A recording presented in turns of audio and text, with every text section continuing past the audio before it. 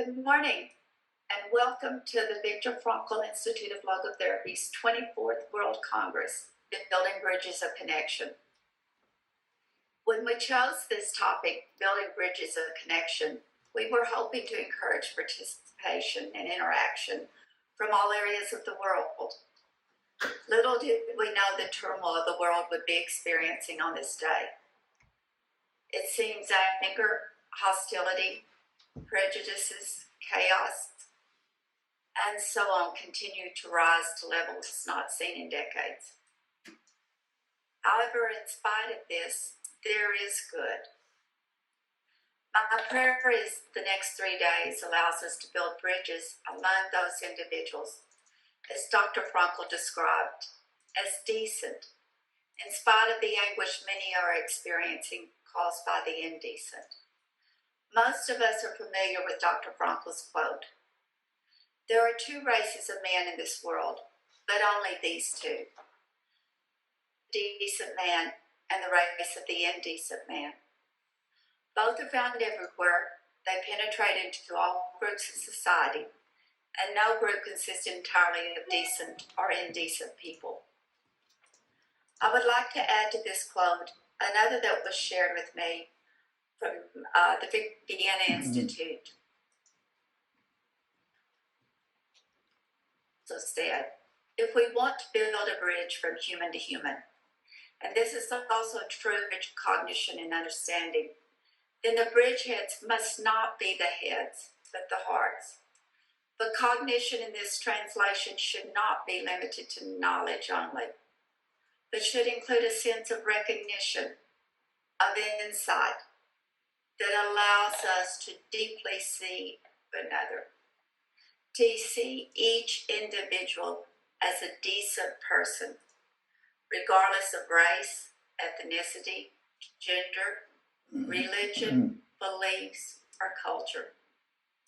This is the challenge Dr. Frankl left for all of us, to live a life with meaning, transcending the obstacles to become and live as a decent individual. In so doing, we will hear from colleagues from all around the world as they share their stories applying logotherapy in today's world. So again, as president of the Viktor Frankl Institute of Logotherapy, welcome to our 24th International World Congress, Building Bridges of Connection.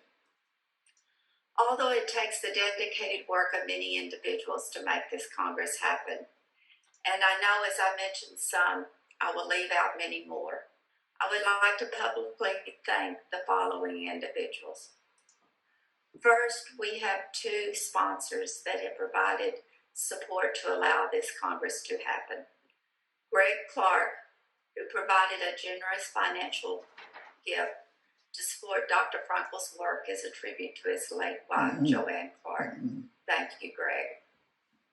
And secondly, Bernadette Southwick, who has provided generous support in memory of her late husband, Dr. Stephen Southwick, who was active throughout the Institute.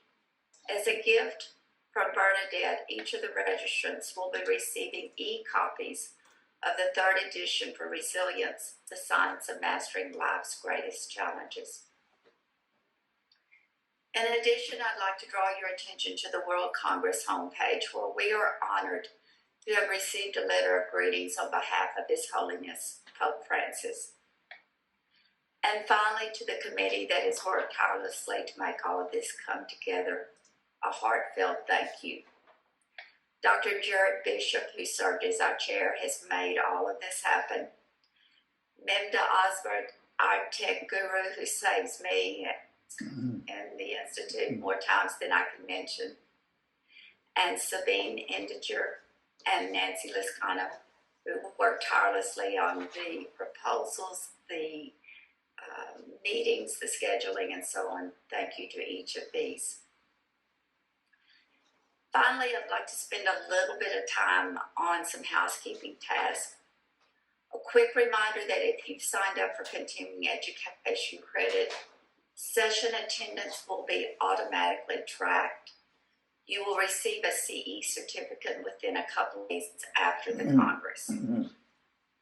All session videos will be available for a year following the World Congress. Everything is being recorded. So if you want additional CE credit, you can view these videos throughout the year. However, you will need to contact the office through the email info@viktorfrankelinstitute.org to receive a second certificate. This contact must be made before October the 19th, 2024, so within the next year. One of the disadvantages of meeting by Zoom is we do not have opportunity to physically be in the same room to meet before and after meetings and in the hallways. But we have created the best option for a Zoom meeting. There are 3 ways for attendees to connect and network over the course of the World Congress. First is to join a lunch discussion group. Secondly, for the first time in our Congress, we will have an instant networking session from 5 to 6.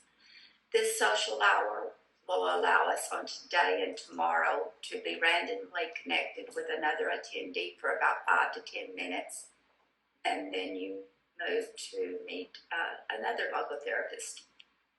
And finally, you have the opportunity to set up appointments throughout the 3 days to meet up with friends.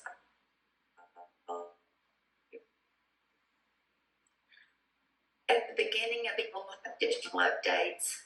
So I would encourage you to pay attention. We've got several things we want to announce tomorrow and Saturday. But for today, I would draw your attention to Alex Besley's session tomorrow, speaking on Friday.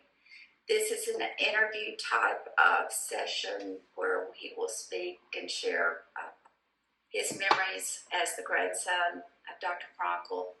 And if you have questions for him or areas that you would like him to address, please submit those in writing by the end of lunch today to, again, the Institute email, info@viktorfrankelinstitute.org. And finally, we're excited to be able to offer a translation service. And so in the description of each session, there is a link that you can click on that will provide an option for different languages. Now at this time, I'm going to turn the session over to Charles.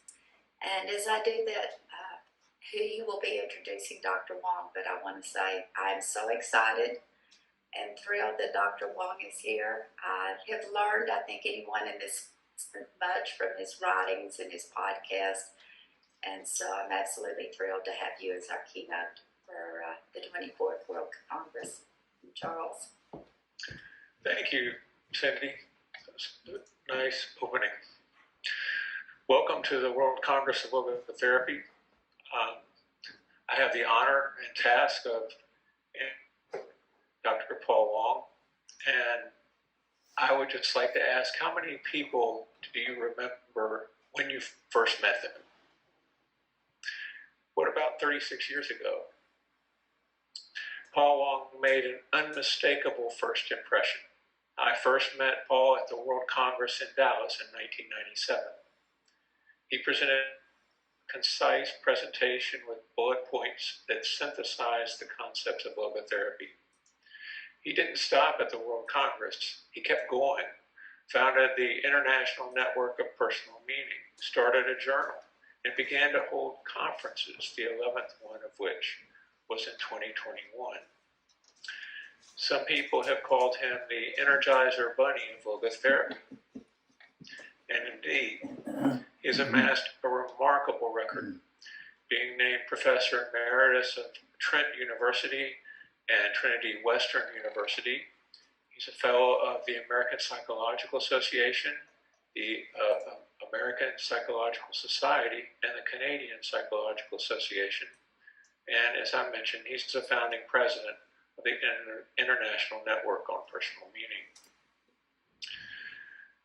As a servant leader, he has been a church planter, founding director of the graduate program in counseling psychology at Trinity Western University, and head of the Division of Social Sciences at Tyndale University.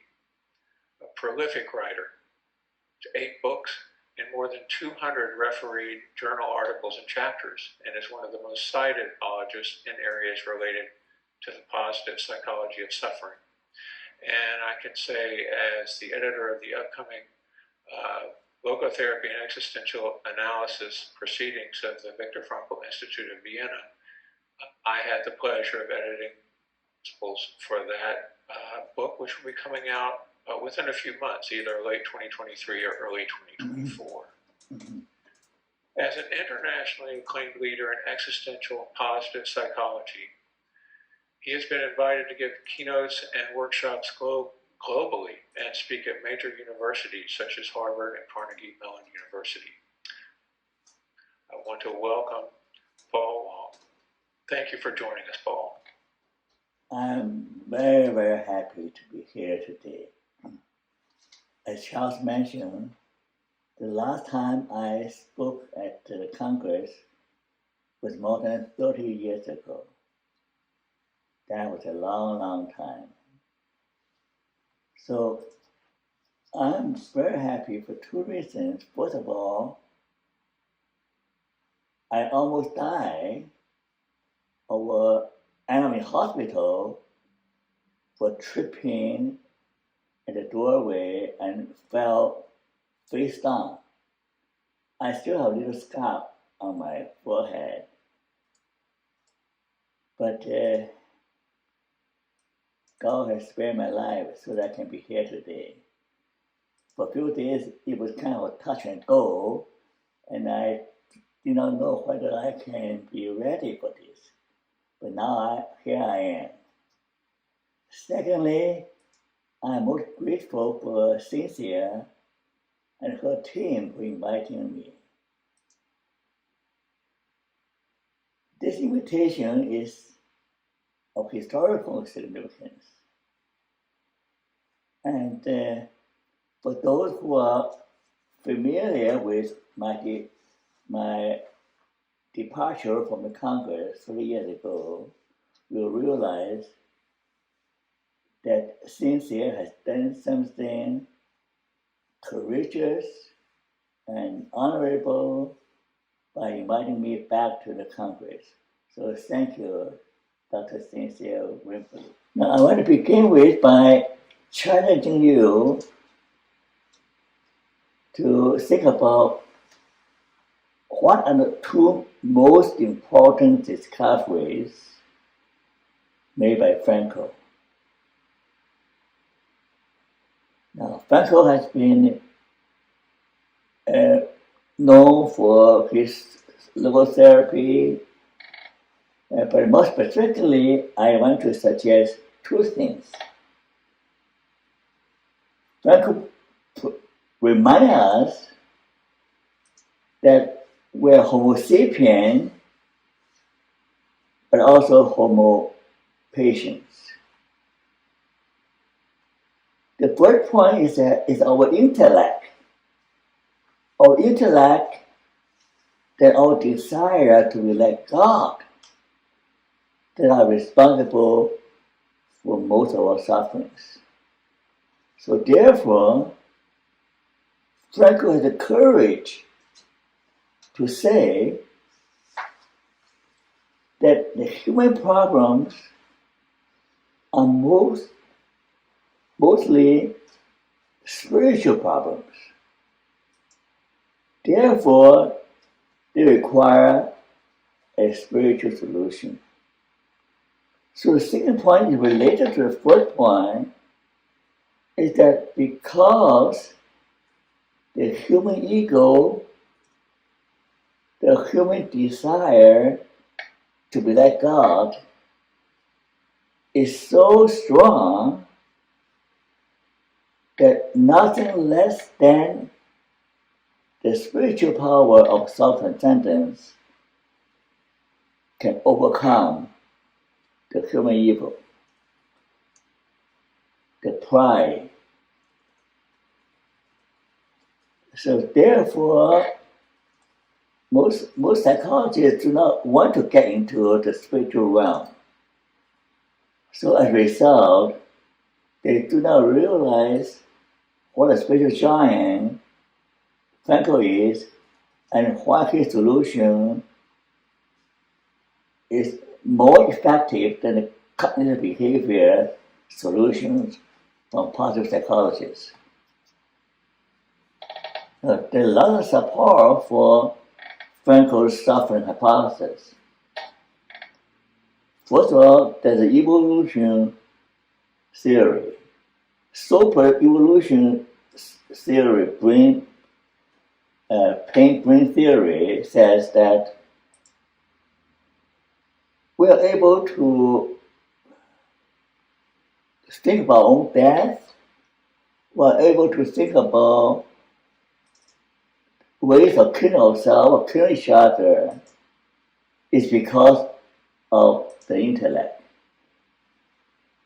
And there are also a lot of evidence connecting the dangerous intellect and psychopath. Many of the top politicians and corporation leaders sadly are psychopaths. More recently, there's a lot of concern about AI. Do you know that a godlike intelligence in the hands of a all-powerful dictator will equal to a monster much more powerful and evil than Hitler and Stalin? Now that's very scary. People are worried about that. The end of humanity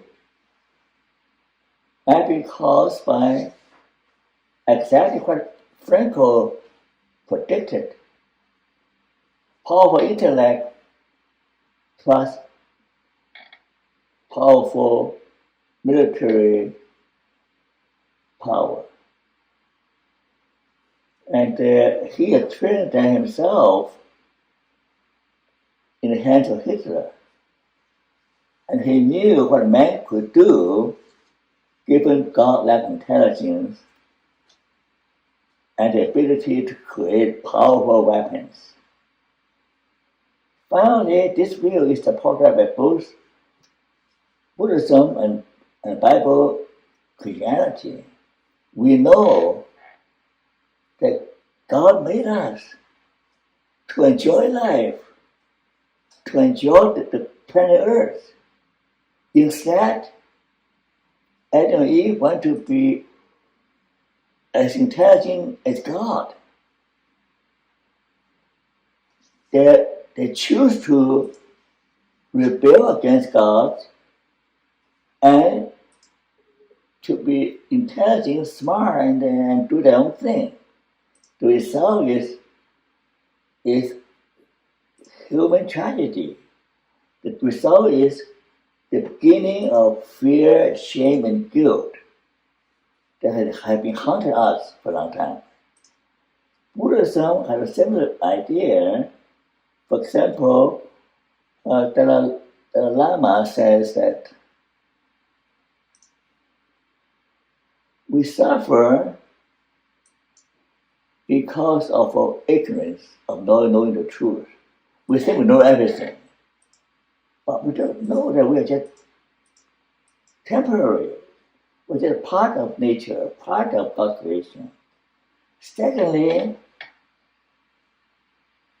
the Dalai Lama pointed out that the human evil, the tendency to inflict pain on other people is because that desire to gain more power, more wealth, and more fame to make them happy. So the world is a horrible mess because we did not listen to Frankl's warning. And the second important discovery is Frankl's self-transcendence hypothesis. Now, self-transcendence originates from the spiritual or noetic foundation, the dimension of human being. And I'll talk a lot more about self-transcendence later on. But this represents a paradigm shift from self-psychology, self-efficacy, self-actualization, self-this, self-that, to transcending self. Frankl is saying that our happiness, our hope, lies in our ability to transcend ourselves. So I'll have a lot to say about self-transcendence later on.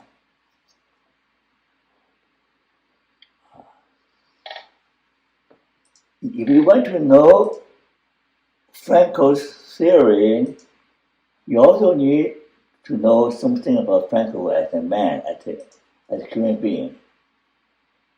One thing standing out about Frankl was that he was a man of great curiosity. What drives him is a sense of adventure, a sense of exploration. His physical adventure of rock climbing and even flying an airplane. He became a pilot when he was in his 60s. And also his adventure into different disciplines in order to understand the human mind. He had the courage to point out the limitations of will to pleasure by Freud, and later on point out Adler's mistake of will to power. As a result, he was expelled by both schools. But he is not afraid to speak the truth as a young man and face the consequences of rejection. And he also has spiritual courage of talk of God, talk about the transcendental reality in a world that's dominated by secularism, materialism.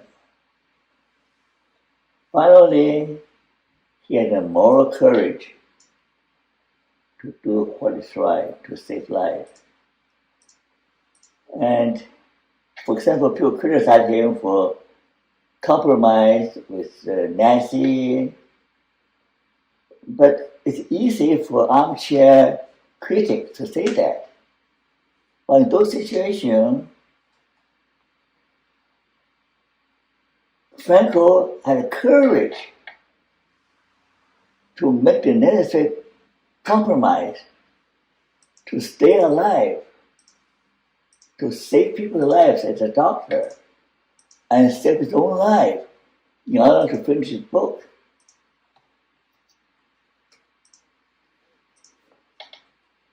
So we talked about self-transcendence earlier, and most people recognize Frankl as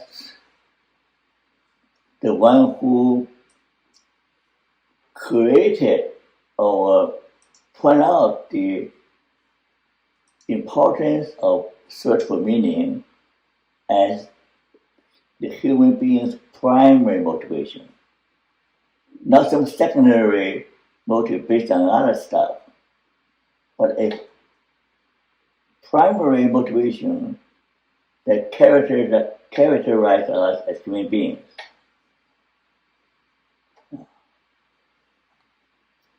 So the question is that, what is this motivation?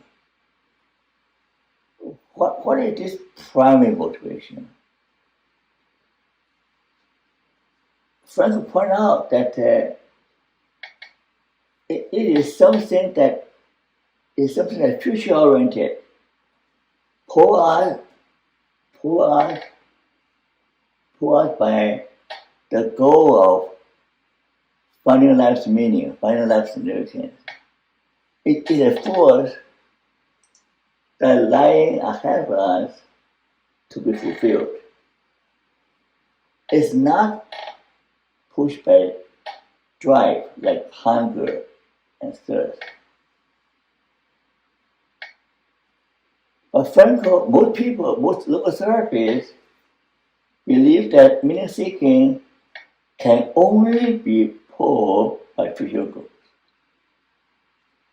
I remember I had this debate with Charles McCarthy 30 years ago. But Frankl is much smarter and broader than most logotherapists. Here is the reason why. Meaning seeking can also be understood as an intellectual curiosity for knowledge. I mentioned earlier, right? This need for knowledge push us to seek more knowledge. And more importantly, our meaning seeking is kind of spiritual hunger. For example, Thomas Aquinas saying that the human soul has a hunger and desire for meaning and happiness. The exactly what Frankl said. We have a desire that drives us, that spiritual yearning. In his book, especially his book of Dan Her Cry for meaning, that the inner yearning for meaning, for spiritual happiness. And one more point, Frankl has a inner need to push him to seek adventures, to maintain certain level of tension of arousal. So that's how the search for meaning is motivated by both push and pull. I think most philosophers and scientists will agree with Frankl. Now, here one more point to understand not only the man, but also the historical, cultural milieu of Frankl's theory. Frankl was living in probably the darkest chapter of human history. Terrible things happened during Frankl's time. The world was in a terrible mess. Frankl gone through the Great Depression, First War, Second War, and discrimination against the Jews. He not only learned on TV, but he went through it personally. So therefore, he is wrestling with all the real problems. I think now we have some understanding of what Frankl is going through with the Israel-Hamas war and the Russian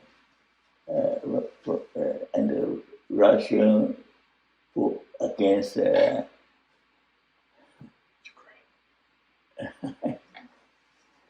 Russian war against what is the name of this? Ukraine. Ukraine, my memory is slipping.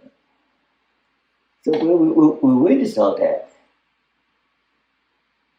So Frankl suffered more than other people, like how Wong says, that a person with a large brain and a large heart suffer than most people. So Frankl was struggling with how can we reduce human suffering? What can we do so that the Holocaust will never happen again? What could we do so that we will not have another Hitler?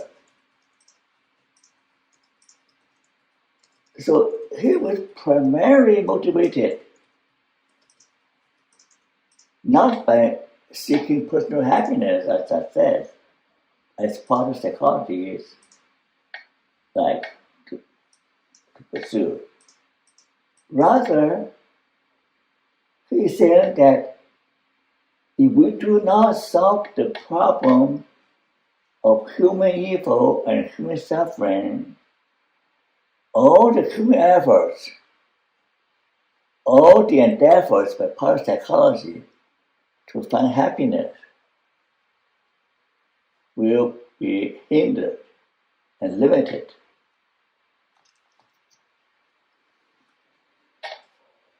So we need a science of suffering, Frankl suggests.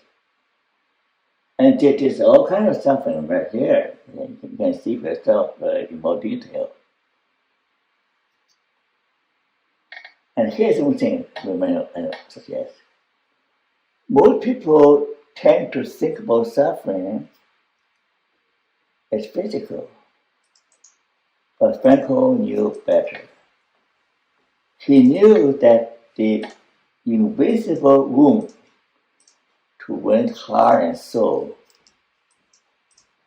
are more painful than physical pain, are more difficult to heal.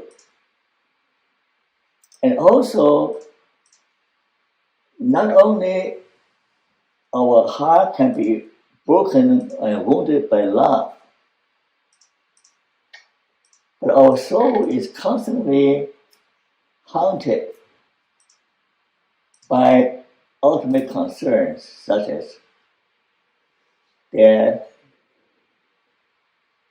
grieving, meaninglessness, lonelinessness. So in other words, Frankl realized that the mental agony of social injustice and the absurdity of life and the horror of death. And those invisible, those existential suffering are more serious, are more difficult to deal with than physical suffering. Even momentary misjudgment or careless slip and fall can be fatal. In Chinese saying is that one moment of slippery, 10,000 years of regret. And often people getting drunk and make a wrong mistake, make a mistake, they can regret for life. So another way to think about, to conceptualize suffering is in terms of the major sources. So Frankl is mainly concerned with the spiritual existential suffering. Logotherapy and experience analysis are primarily concerned with the spiritual existential suffering. Now, so if suffering is primarily spiritual and essential, so the antidote has to be of a spiritual nature.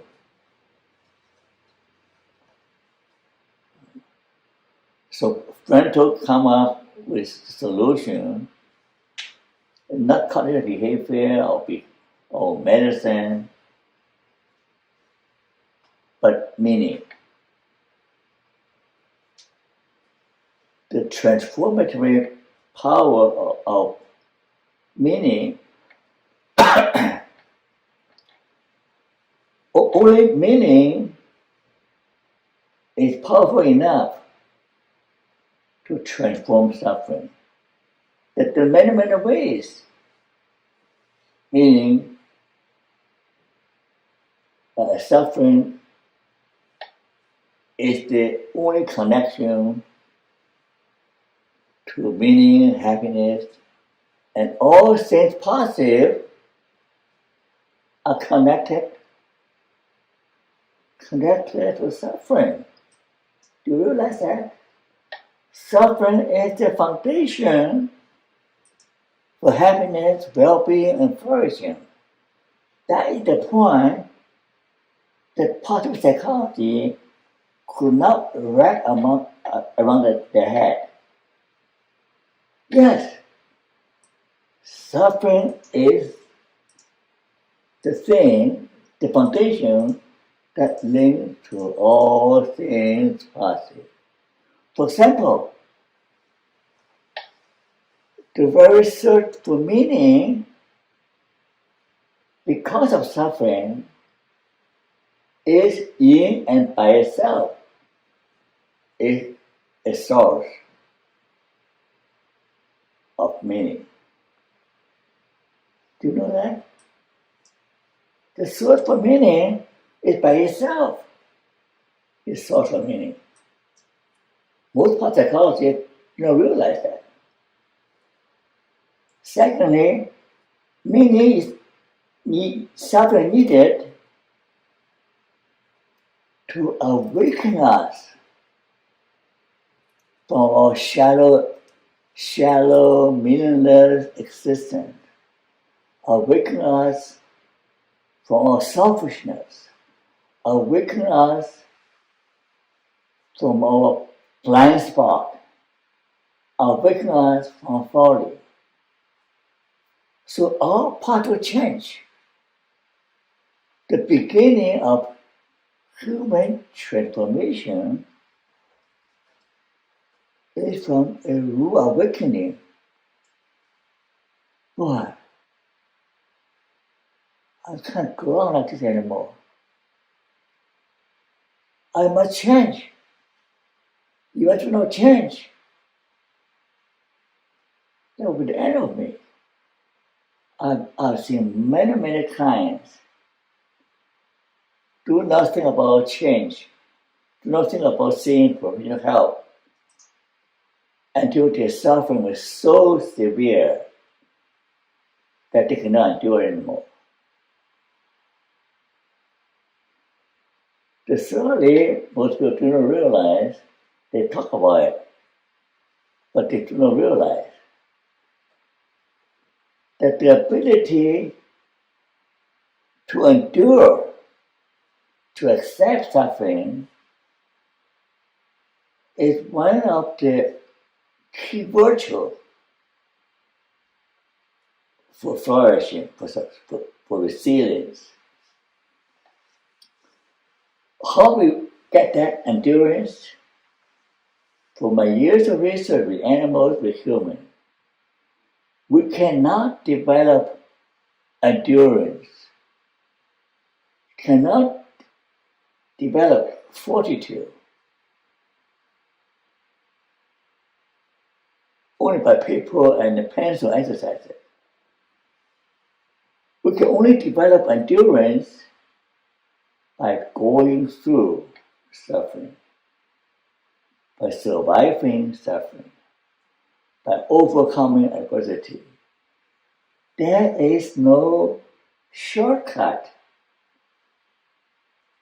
There is no easy way. There's no easy way. People say, oh, when some possible coaches or psychologists tell you that you can be happy right away, easy way to be happy. They're selling you snake oil, they're lying to you. Frankl will tell you the truth. It's suffering that fortifies our mind, enable us to endure wisdom.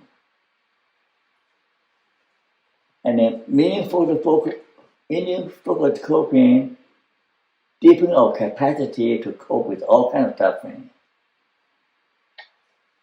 Often talk about love saves the world. All we need is love. But Frankl can also tell you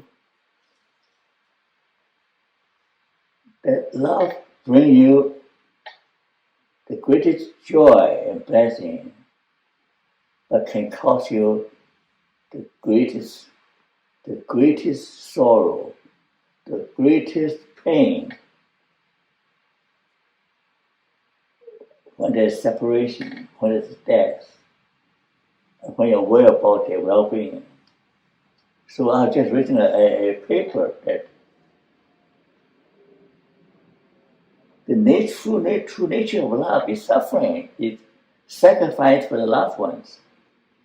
But when you love, you do not know how to endure suffering, sacrifice yourself for your wife or husband. You married with a love very long. The essence of love, true love, is self-sacrifice.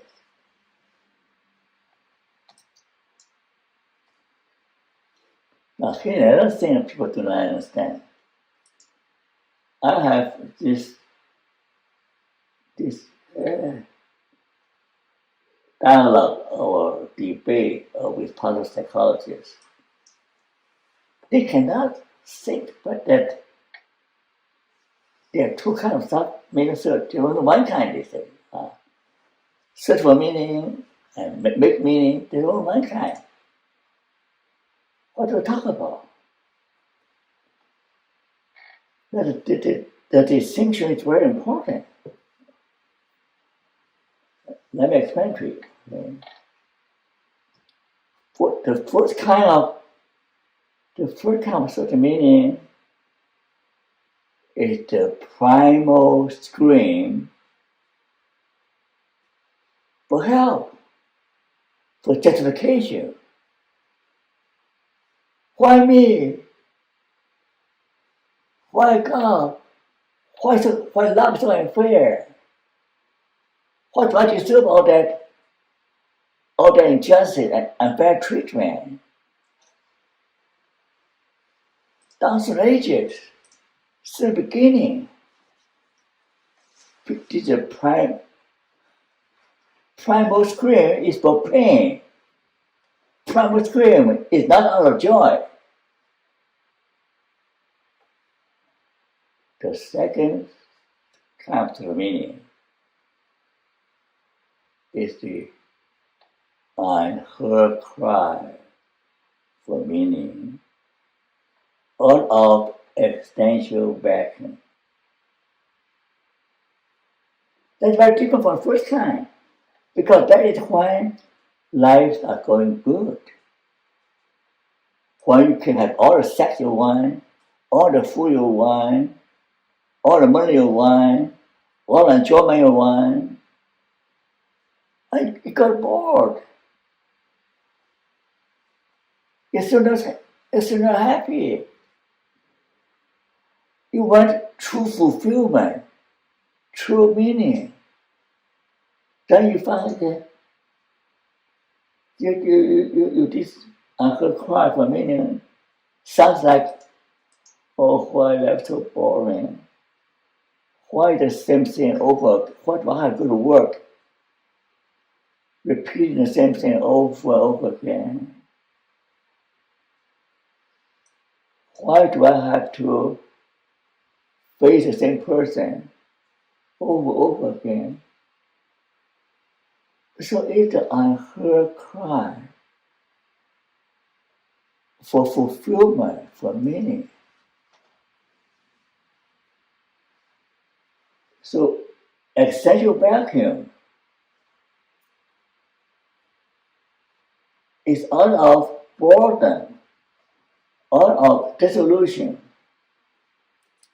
out of too much of a good thing. So parapsychologists like Lord King, have no understanding of what essential vacuum is. Essential vacuum has nothing to do with association. Oh, there was everything associated. It has nothing to do with association. It has to do with the deep-seated hunger of the soul, the spiritual cry. So we need to intervention and counseling,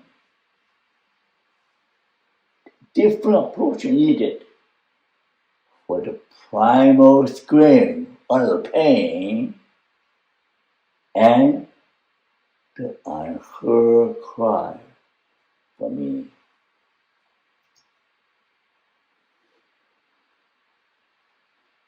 One more blind spot for positive psychology is that they do not realize that you cannot have successful meaning search or successfully finding meaning making without a spiritual precondition. Like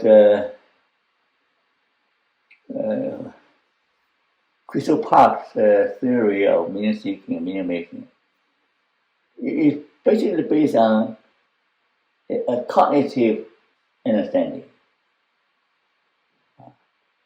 If there's a cognitive gap there, then people search for meaning. But basically, that the spiritual precondition, the spiritual understanding in order to find meaning, and the third condition is we need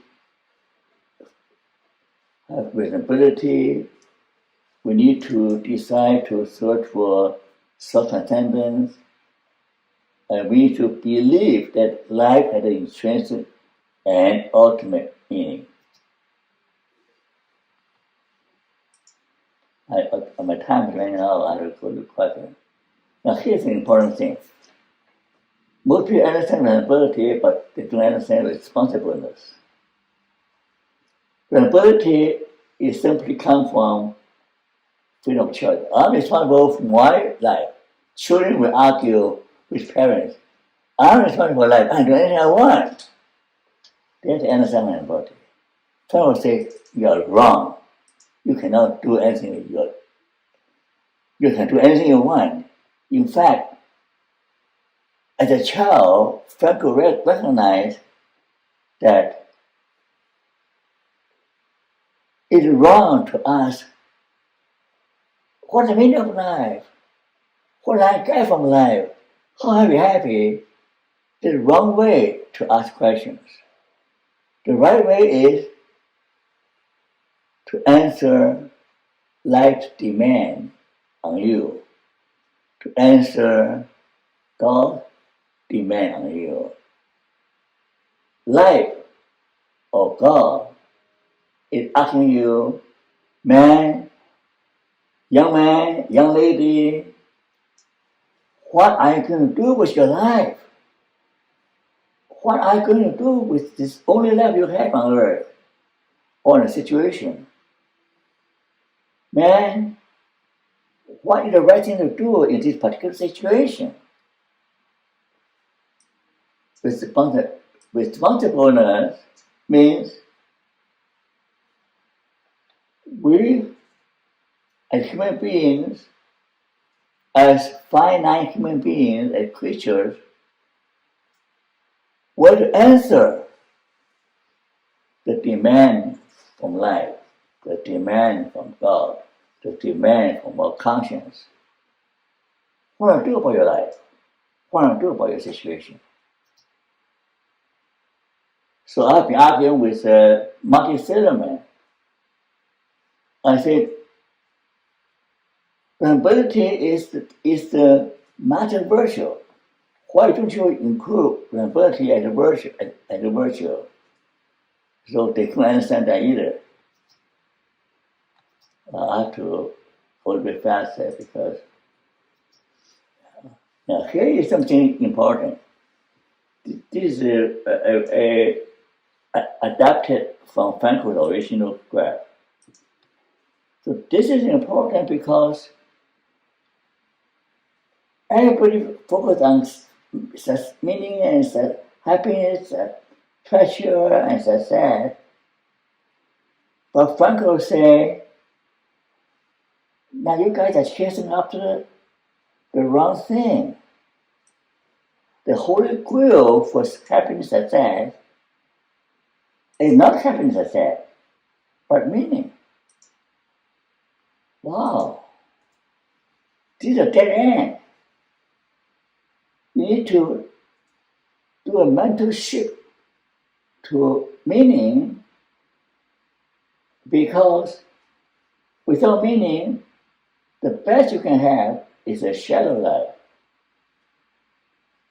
And the worst you get is a wasted life of a wasted, miserable life in suffering. The only way to escape from this trap is to switch vertically to search for meaning and self-contentment. If you search for meaning, then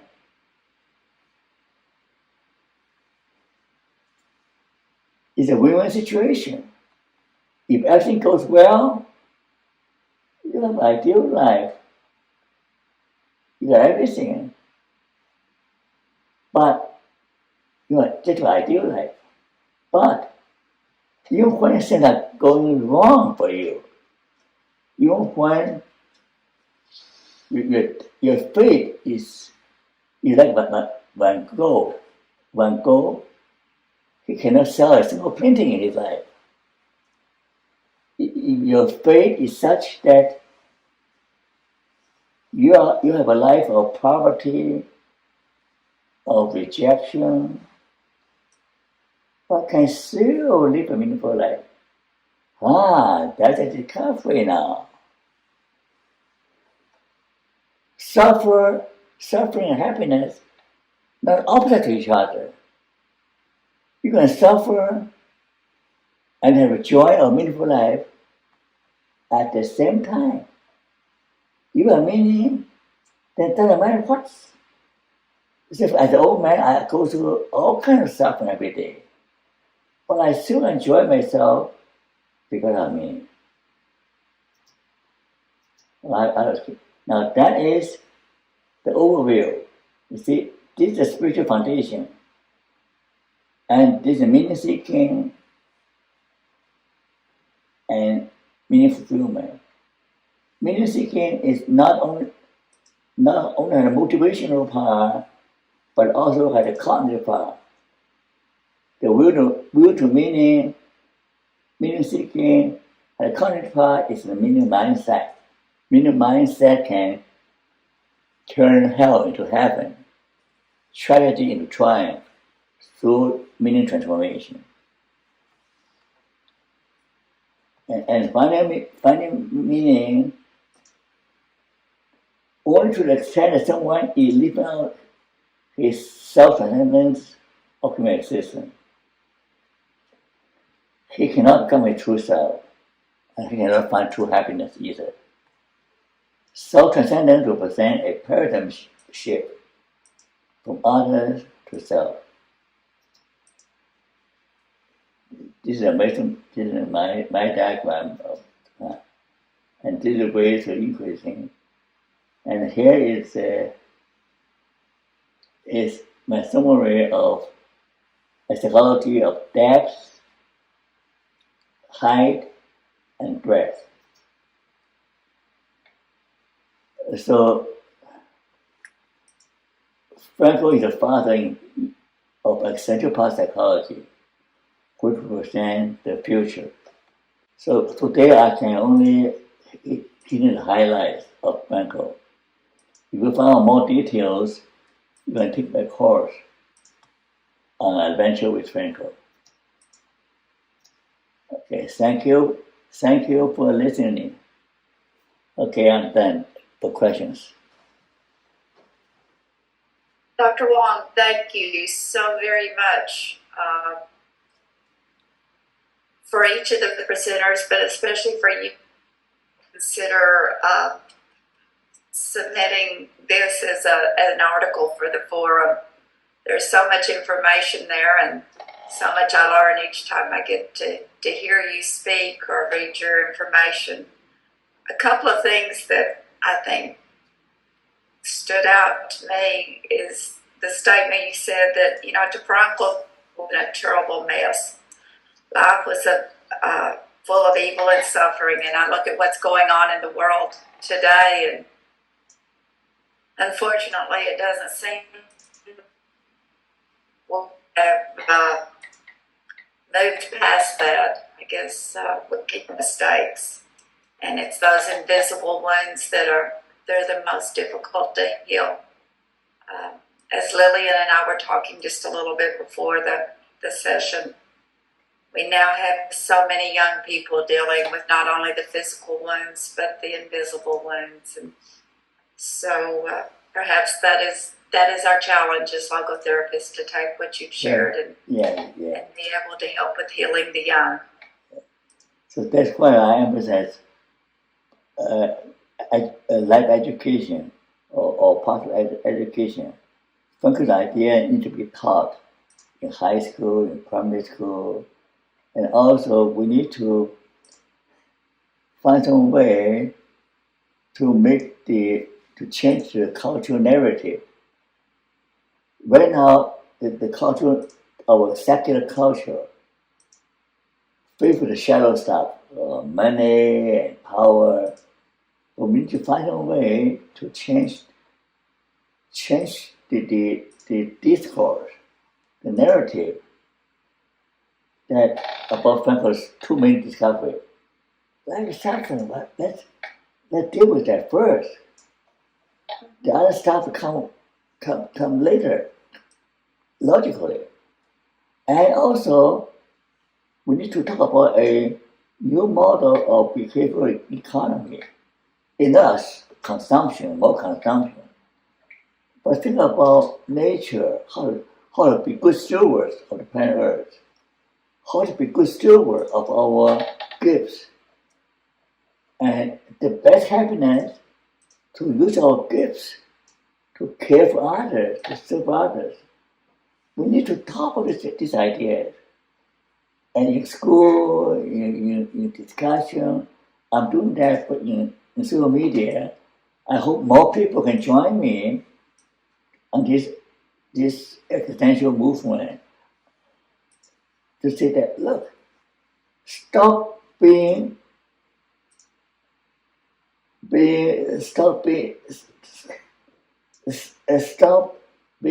on board of the ship of fools. That's leading towards destruction. Wake up! Wake up! Wake up! Do you hear my primal scream? There's so much pain in this world. The part of psychology thinks primal scream is, oh, life is so safe and sweet. My God, my food. Life is so sweet and love. They're dreaming. The primal scream is a scream of pain, of anger, of injustice. What the innocent children get killed. What innocent people got bombed. The herd needs to hear the real primal scream. And the world needs to hear the unheard cry from me. Oh, why I'm so unhappy? Why am I depressed? Because everything. But why I'm so depressed? Oh, why I'm so anxious? You know why? Because you have enough fun. meaning, deep meaning in your heart. You'll find from God, deep God in your heart. Everyone might have a crisis because they don't understand Frankl's two basic discovery of blind spot, of pride, and arrogance of playing God, and of the soul's cry for meaning.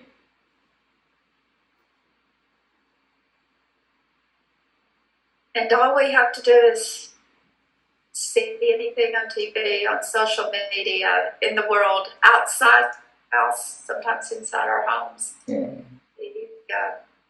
The search for meaning, that existential vacuum.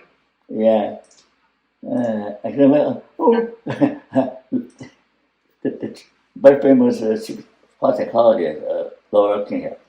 Oh, where is vacuum? Where is a general vacuum? I don't see that. Everything connected to each other.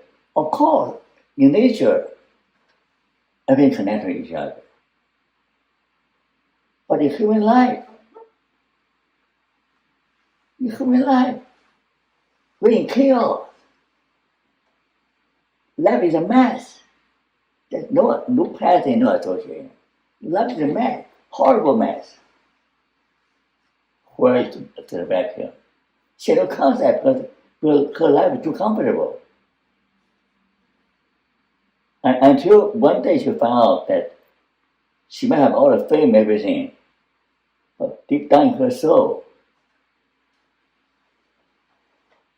there is a spiritual hunger. Yes. And maybe to be able to look at it, close a little bit more optimistic, that tragic optimism. Yeah. I still have the opportunity to go in and work with young people in the schools, and in spite of the pain, the suffering, the turmoil, the uneasiness in their world, there's a hunger for more. They're searching for more. And my hope is that maybe from the young, they will push some of us older folks to address that challenge and to be willing to teach them, give them tools to be able to find what is meaningful in their world and how to be responsible. I believe our young people are hungry for that. And so, Dr. Wong, thank you. Thank you so very much for the message. Thank you for being here. I do remember your first attendance at the Congress. I was a much younger, new to the field logotherapist learning, and it's an honor to have you back here. Thank you for inviting me. Dr. Wimberly, there is a question from Michael Winters. Yes, I can't see the question, so please share.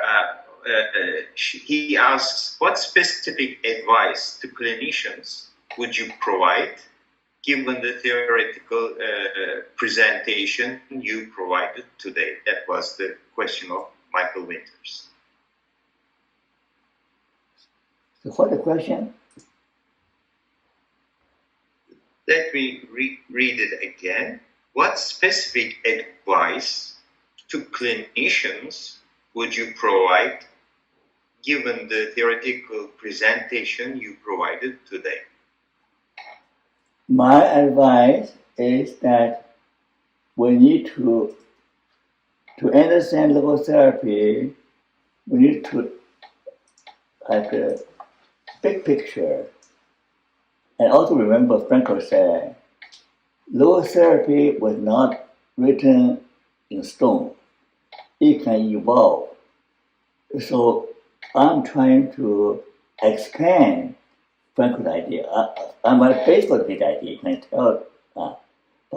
I try to relate Frankl's powerful idea to a new generation and to research findings, so that more people can learn from Frankl.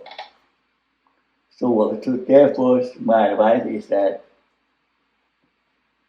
I'm still consider, I still do not fully understand meaning of Frankl. I'm still learning, okay? So be open, be humble and open-minded and continue to learn. And my advice is don't be like part of psychology in their arrogance. They think they know everything. Their method is correct one. Be humble and say we don't know enough. We're still scratching the surface. Life is a mystery, full of mystery. Suffering is a mystery. Meaning is a mystery. Ultimate meaning is a mystery. We cannot fully understand that, but only grasp it a little bit. So be humble, be open, be eager to learn. Any other question?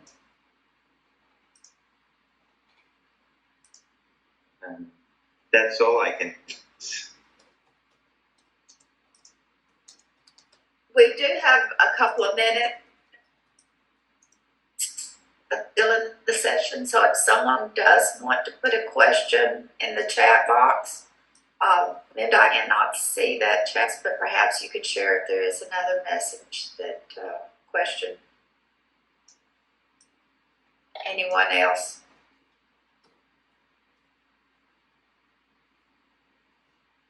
Yes, there is another one. Let me read it first, then let me copy it. Just a moment, please. Thank you for your presentation, Dr. Wong.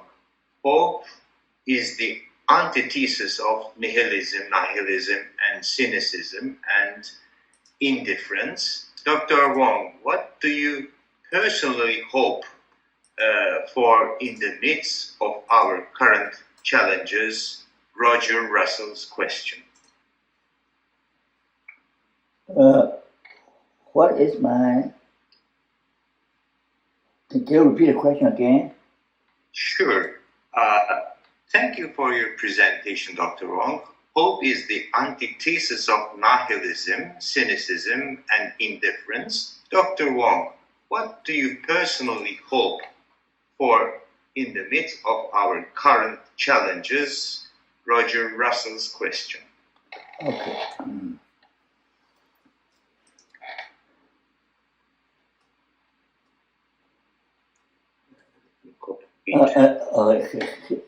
I'm not too clear about the question, but I think that do you know I wrote that? it down. Okay. Frankl says that you have to go through nihilism in order to know how to answer, how to defeat nihilism. So my advice is that do not be afraid of anything that threatens you. Feel the threat. Face your threat. Whatever threatens you, don't escape, don't run away. Some people say, face it. Go through nihilism. Go through cynicism. Go through atheism. Hey, come through all that. Hey, come through all this. That's why I think it's strong. But it comes through all that. So today, some young people say, you will go through cynicism, atheism, or nihilism. Don't worry. Because you need to get lost before you find yourself. You need to go through hell in order to find heaven. So I experienced the same thing as Frankl. I've gone through horrible things. Civil war, and civil war, and discrimination, rejection. I've gone through exactly what Frankl had gone through. That's why I have a better understanding of Frankl.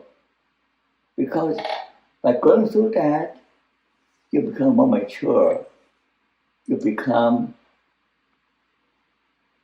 not only stronger, but better people. That's why I tell people, run away from your problem is the worst thing you can do to yourself. Face it, go through it by God's help. Meaning transformation plus God's power equal to superpower to overcome all evil. So we call it relativity theory. Meaning transformation plus faith in God's love and power squared, multiplied, equal to infinite power to overcome evil and problems. That's the psychology relativity, special relativity theory. Existential well-being equal to meaning transformation plus the constant of faith in transcendental love and God's power squared. Square means that become infinite.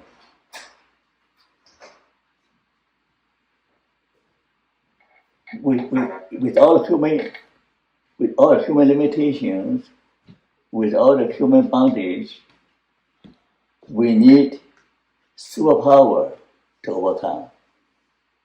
Human being cannot solve human being problem. Frankl said in the beginning, mentioned, spiritual problem is spiritual solution. When spiritual problem appear to all kind of evil by no fear of God, no fear of punishment, no fear of anything. They're fearless. Well, God lacks intelligence, so therefore we can do anything we want. When intelligent, the solution is to realize that we need a spiritual solution, which is essential well-being, how to live well, how to die well, equal to meaning transformation plus the constant of God's love and power. Faith in relative to our faith in God's love and power squared. And we multiply it.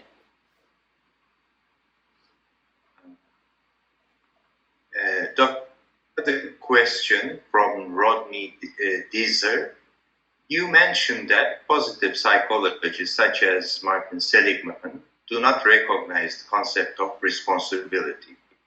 It seems to me most positive psychologists do not recognize Frankl's work.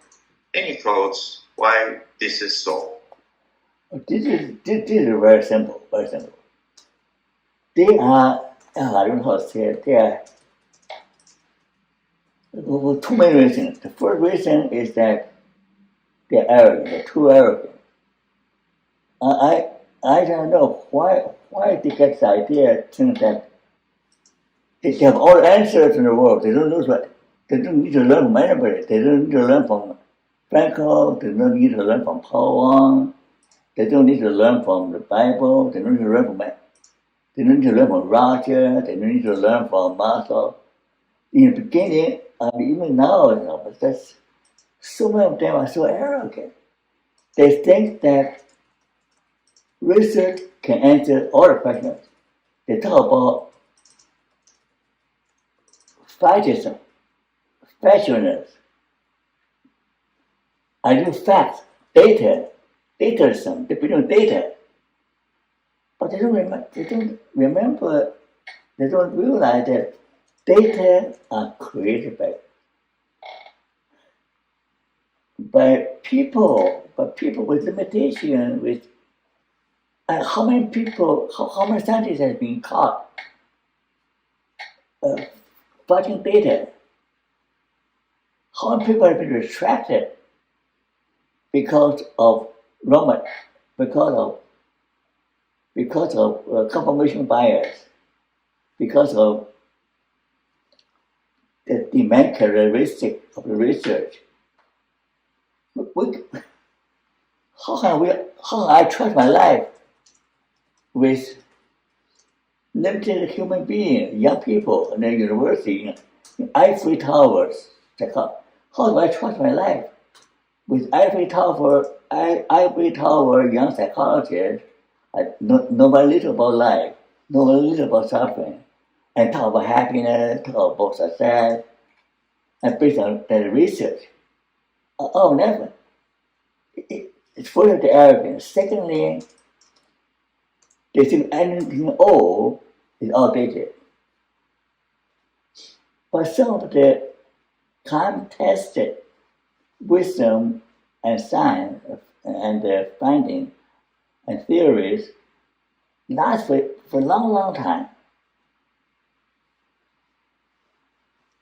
So it's not anything old, it's useless. So there, if you look at most of the research, I've been on many theses from a Ph.D. student in psychology. The main fault, the common denominator is that they don't cite any literature that's beyond Silliman's parapsychology. So I don't know how to make them pay more attention, to Frankl research. Only if they pay some attention to find out what Frankl actually say, be humble enough to find out what Frankl say. Frankl's wisdom, Frankl is much smarter than all of them. Frankl is smarter than all of them. All the parapsychology combined. If they are willing to humble themselves and learn, parapsychology will become essential parapsychology. That's the future of parapsychology. That's the most promising path for peace and harmony. That's the most promising path to solve the mental health problem. Any other question? This old man ran out of gas. There are lots of questions. One more. Janita Tansi. She said, you have built a big tent in your previous work. What kind of bridges of connections would you like to see for our logotherapy community going forward? Going forward is to do more empirical research. So the secular world only believe in science. Okay. So my research began to get more attention. I hope more logotherapists will do solid research, both qualitative and quantitative, both phenomenologically, phenomenology and quantitative statistical modeling. So we use the best research methodology and what William James talked about radical empirical system. We use take a holistic approach to research to make some idea better accepted. Another question, one more, that's it, I have no more energy.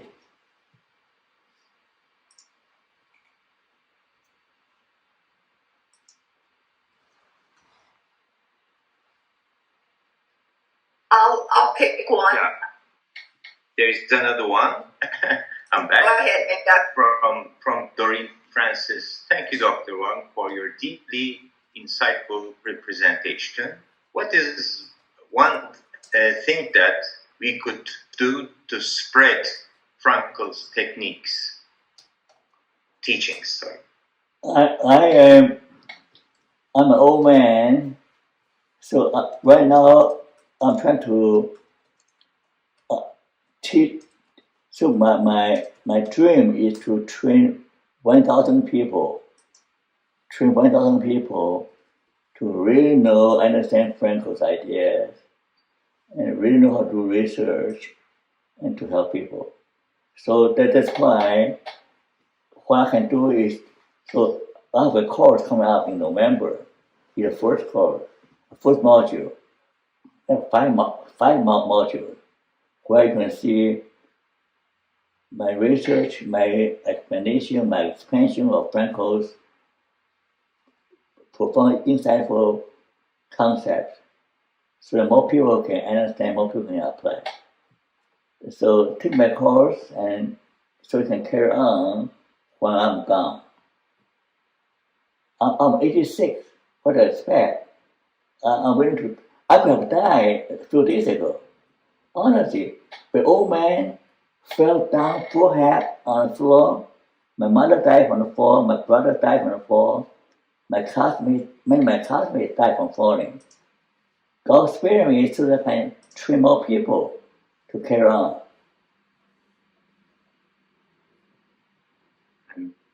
There is another question from Zehra from Pakistan. As someone from Pakistan, where the focus predominantly been on CBT, what recommendations or strategies would you suggest for introducing and promoting positive psychology trends in our region? I have written an article about how CBT can be integrated with logotherapy. Because CBT, the victim of CBT is that it is limited to cognition. But one's belief, one's worldview, one's human capacity for faith is probably the most powerful thing that human have. So faith connects us with God, access to God's grace and strength. CBT without faith, without spirituality, without meaning, right now there's something called spiritual CBT. They come close to accepting Frankl's spiritual solution. We need a spiritual solution to the deep human problem, a spiritual problem. It's not a mental problem, not cognitive problem. Okay, one more question, definitely one more question. I'm running out of gas. The final question. I think, Linda, our time's about up, and Dr. Wong, we appreciate you answering the questions. I'm understanding more and more that there is a limit to what we can do as we get older. I'm there, so thank you so much. It has come full circle from 97 when I first saw you and heard you speak, and I've had the opportunity to visit and your conference, and would invite others to check your website for your training, and your conference hopefully will be next year.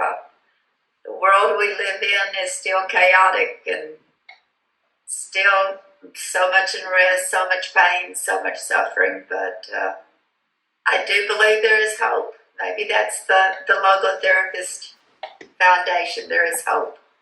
We are in a world of decent people. Yeah. We just have to make our voices heard. So thank you so very much. Thank you for inviting me. Thank you so much. For everyone else, please remember to complete the surveys. There is a link up your screen to complete the survey. We have about 15 minutes or so till the next session starts, so take care of yourself. Self-care is important. There are 4 breakout sessions. Apologies that we have to schedule people against each other, so you have to make some choices, but we will have them recorded when you're there. For me, there's more than one I want to see in the next 15 minutes. All the best. Any questions, send us those by email, and we will try to get back with any problems or issues that may have happened. Thank you.